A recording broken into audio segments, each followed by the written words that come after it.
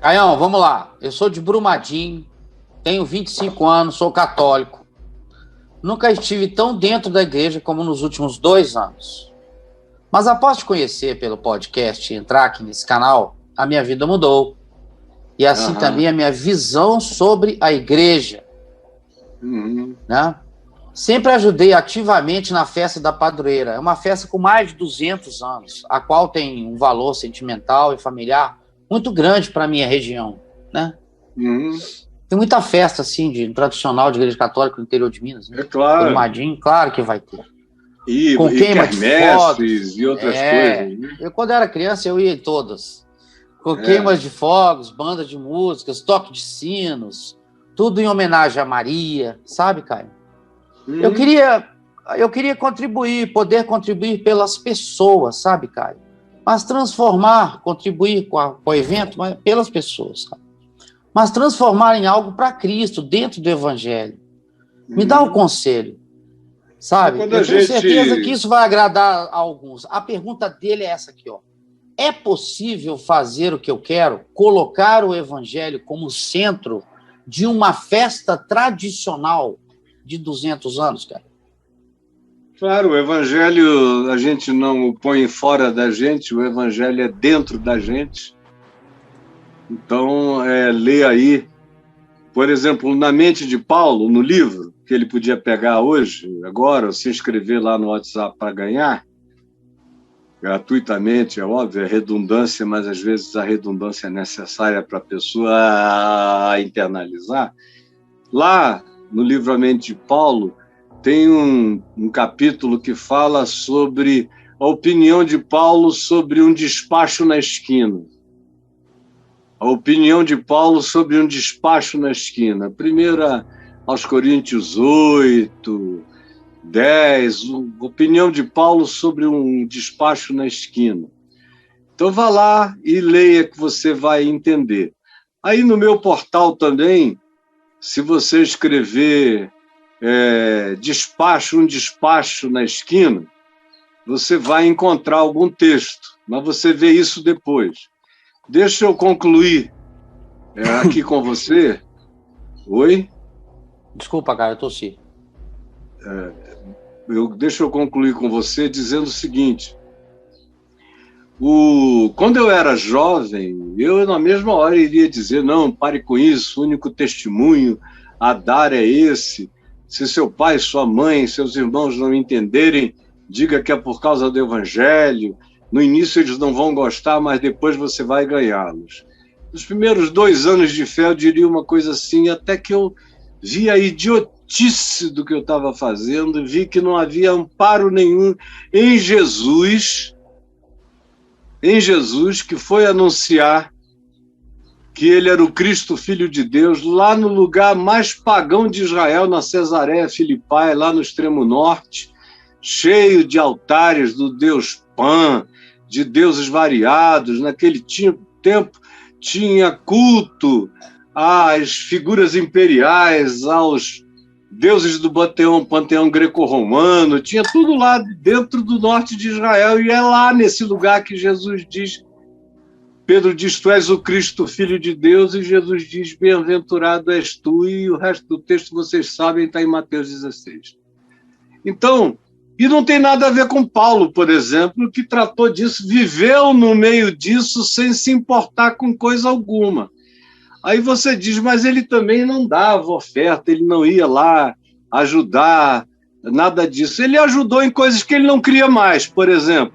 Quando ele voltou a Jerusalém, depois de alguns anos, muitos anos, ele fez o que ele, fora de Jerusalém, fora do mundo judaico, não faria nunca mais na vida.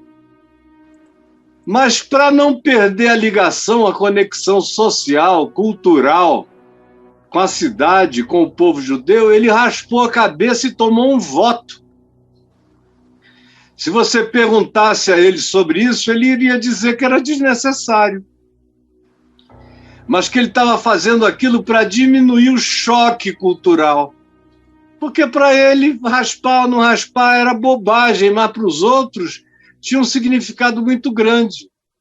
Como eu vejo gente aqui que vem, se converte ao Evangelho, e aí me diz, Caio, eu estou apaixonado por Jesus, mas se eu parar de demonstrar carinho por Maria, eu vou perder a minha mãe, meu pai, minha família inteira. Eu digo, mas por que você tem que perder o carinho por Maria?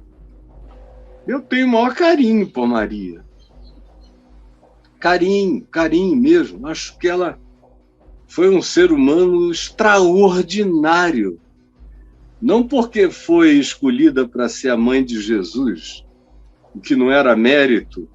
Ela entendeu como graça, como favor imerecido. É isso que ela diz lá em Lucas. Graça, favor imerecido. Mas ela se mostrou uma mulher extraordinária por todo o tranco que ela aguentou, de ser mal interpretada. Ou você pensa que José ter casado com ela resolveu todos os problemas para sempre? Tem sempre gente ruim que diz, eu não vi, não sei não. Eu estava contando os prazos, as semanas, não sei. Tem gente ruim em todo lugar, tem boca maldosa e perversa em todo canto. Mas ela foi protegida pelo marido que casou com ela então, José, e ela mesmo teve que endurecer, teve que guardar no silêncio do coração as coisas que ela sabia e via, e teve que silenciar sobre muita coisa que ela sabia, muita coisa. E participou de um monte de coisas como favor, como algo que fazia parte da continuidade histórica da família. Então, sinceramente, eu digo a você o que eu digo a todo mundo que chega com esse dilema, não precisa fazer essas rupturas.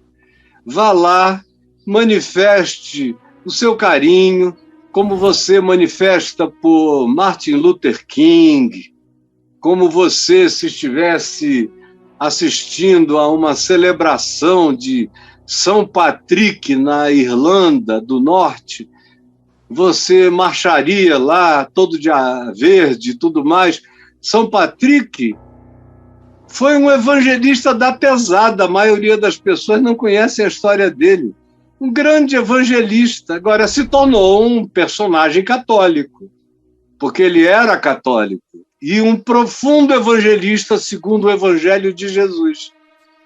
Então, qual é o problema? Se você vai a algum lugar e você vai a Uberaba, e chega lá, todo mundo tem aquele respeito, venerando pelo Chico Xavier, você vai lá o quê? Gritar na praça? Outra coisa diferente? Só se você odiar as pessoas e quiser afastá-las de Deus. Do contrário, você respeita o que elas sentiram.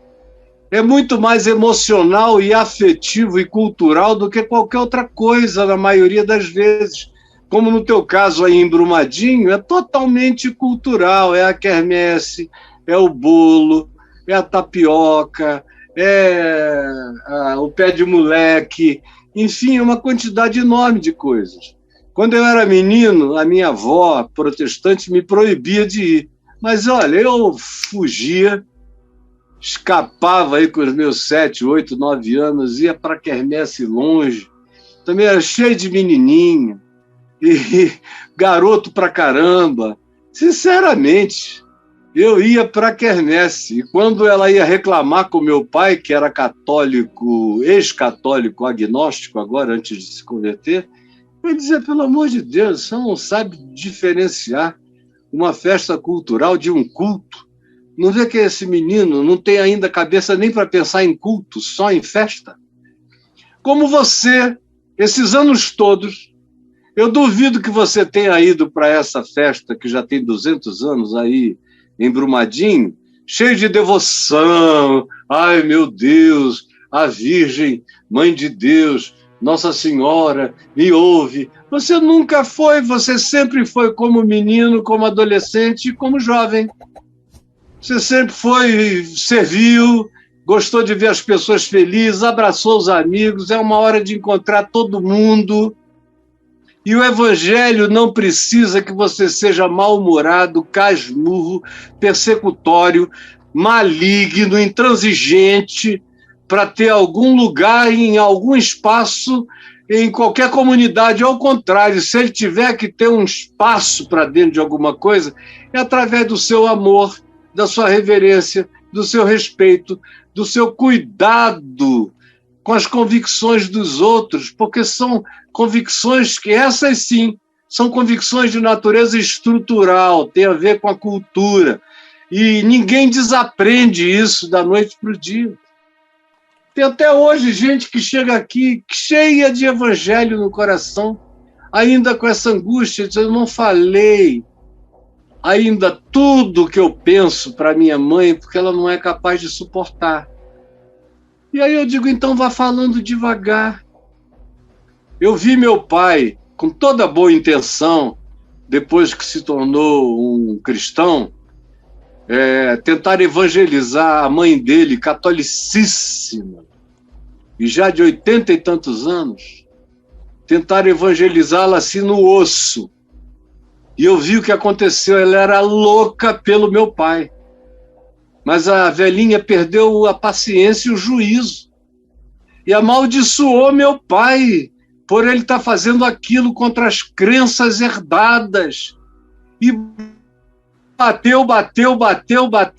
Eu fiquei com muita pena dele. Eu estava aí na vida, no mundo, na loucura e tudo mais. Mas eu ouvi e dei razão para ela.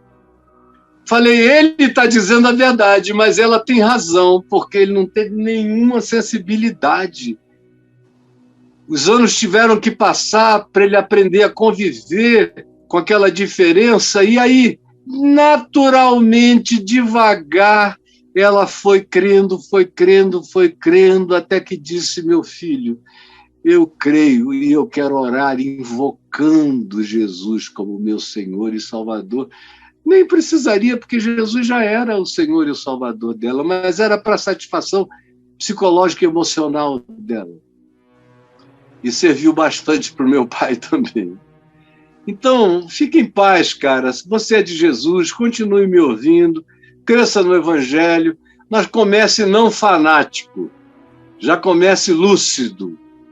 E continue me ouvindo, me vendo, que o que você vai aprender de mim é raiz no Evangelho, sublimidade celestial e amor horizontal por todos os homens e sabedoria na relação com o que cada um já alcançou, pode alcançar, pode receber, e com a hora da aplicação da sabedoria, que é mais importante do que o que você diz, porque a coisa certa dita na hora errada não produz efeito algum. Tá bom, querido?